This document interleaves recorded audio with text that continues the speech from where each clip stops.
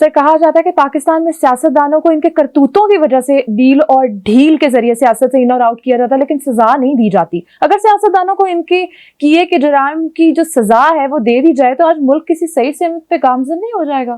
ہاں بیٹا 100% ٹھیک بات کر رہے ہو. یہی پرابلم ہے، ہم کوئی کام نیک نیتی سے پورا کرتے ہی نہیں.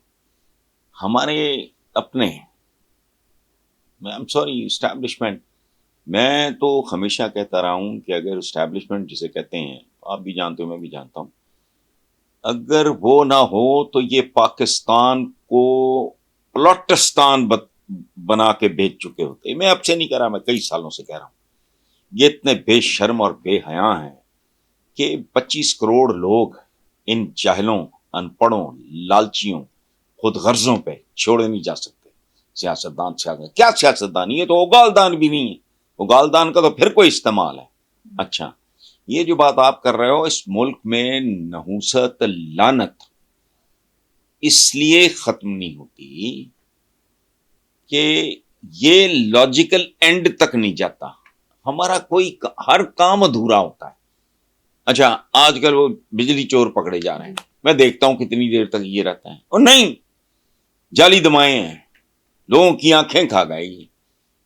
چند خبیث، چند بے غیرت لوگوں کی آئی سائٹ برباد کر گئے. تو کیا ہے، وہ جاری رکھو.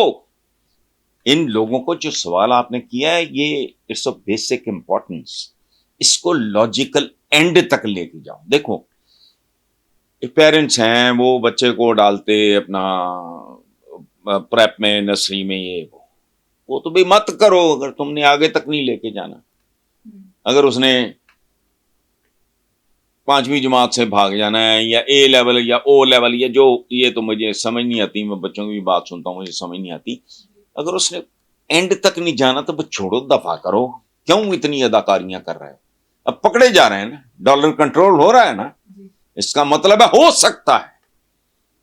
یہ سیاستدان تو بہت بڑا اسٹیبلشمنٹ ہماری کا قصور یہ ہے کہ یہ لاجیکل اینڈ تک لے کے نہیں جاتے. ایسی تحسین کی. چلیں آگے چلیں.